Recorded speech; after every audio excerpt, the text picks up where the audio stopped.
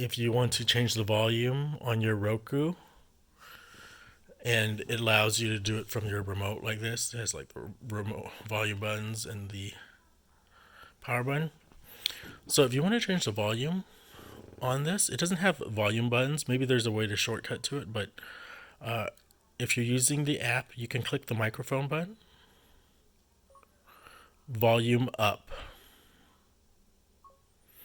and then it'll increase the volume over here. It moves it about, I think, 4 or 5 notches. So it's at 25 right now. So I'll do it one more time. Volume up. So it went from 25 to 30.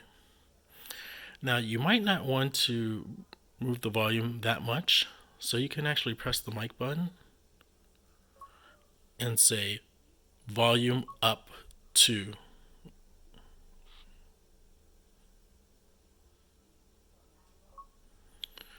Volume up to.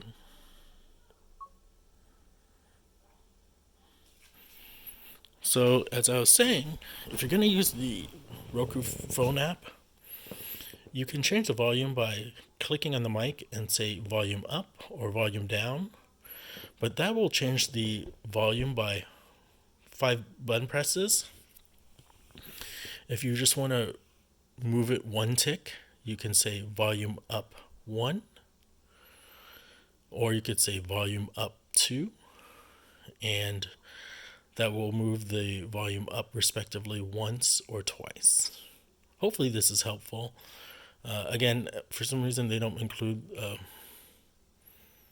buttons to change the volume using the Roku remote app. You can see I don't see any buttons for changing the volume. You can also turn off the TV. This is just an extra bonus. Press the microphone. Oops.